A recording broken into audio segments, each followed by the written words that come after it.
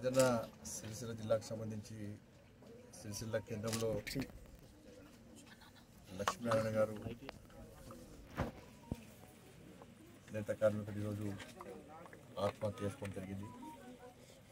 దాదాపు 66 ఏళ్ల వయసు.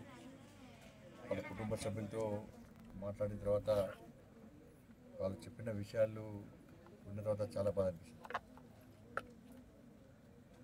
పూర్తిగా వస్త్ర పరిశ్రమ అతలాకుతమైనటువంటి పరిస్థితుల్లో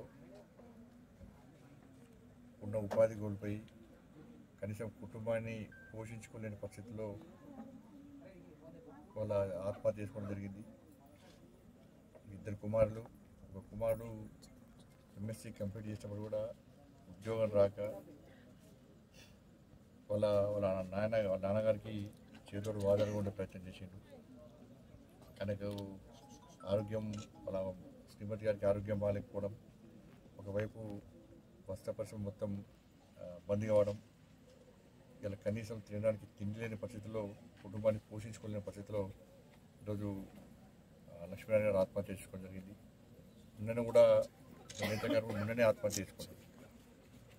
సిరిసిల్లలో ఇలాంటి కామన్గా మారినాయి. ఇంత దౌర్భాగ్యం అంటే ఆత్మహత్యలు కూడా కామన్గా మార్చే పరిస్థితి సిరిసిల్లలో వచ్చిందంటే ఎందుకంటే దౌర్భాగ్యం, దురదృష్టకరం ఇంకోటి కాదు.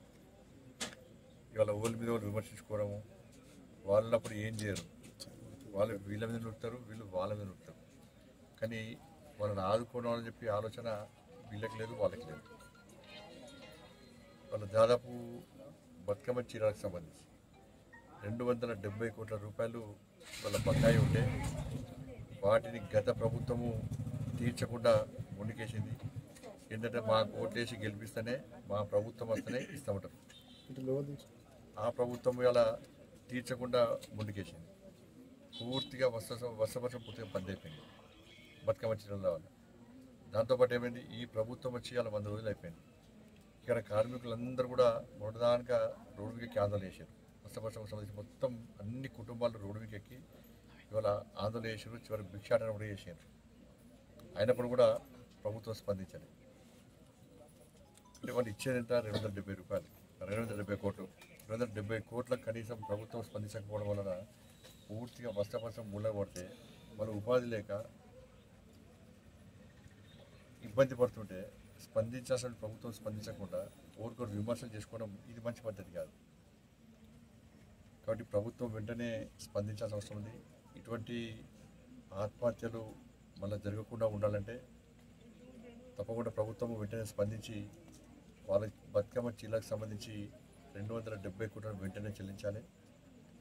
తిరిగి పాత బకాయిలు చెల్లించి మళ్ళీ కొత్తగా కూడా ఆర్డర్లు తీసుకొని పరిశ్రమ నిరంతరం సీదాసాఫీగా కొనసాగే విధంగా ప్రభుత్వం చర్యలు తీసుకోవాలి.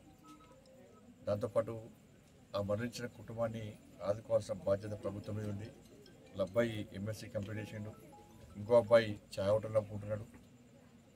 అంటే ఆ కుటుంబాన్ని ఆదుకోవాల్సిన బాధ్యత ఉంది. ఆ కుటుంబానికి నష్టపరిహారం ఇవ్వాల్సిన బాధ్యత ఉన్నది.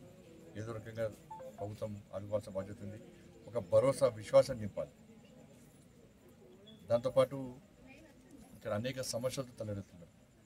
ప్రభుత్వం విద్యుత్ సంబంధించి 50% సబ్సిడీ ఇచ్చేది, అది కూడా ఆపేసారు.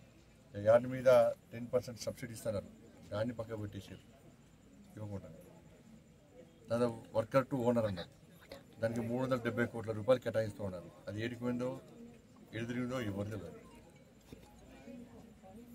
కాబట్టి ఇవన్నీ కూడా సమస్యలే. దీని మీద ఒక సమీక్ష నిర్వహించి ఇటువంటి ఆత్మహత్య జరగకుండా, వస్త్రపరిశ్రమ పూర్తిగా దాని మీద ఆధారపడినటువంటి కుటుంబాలు నష్టపోకుండా వాళ్ళని కాపాడవలసిన బాధ్యత పాలకుల మీద ఉంటుంది. బట్ ఈ ఓరుకోరు తిట్టుకోవడం, మీరు చేయాలంటే మేము చేయాలంటే మీరు చేయాలనేటువంటి ప్రయత్నం పక్కబెట్టి అందరు కలిసికట్టుగా ఈ సమస్యకు పరిష్కారం చూపెట్టాల్సిన బాధ్యత ఉంది. కాబట్టి ఆ దిశగా ముందుకు రావాల్సిందిగా కోరుతా ఉన్నాను. అందుకే ఈ సమస్య ఇది ఎన్ని ఆందోళన చేసినప్పుడు కూడా ఈ సిరిసిల్ల పట్టణంలో ప్రభుత్వంలో కూడా చలనం లేదు, పాలకుల్లో కూడా చలనం లేదు.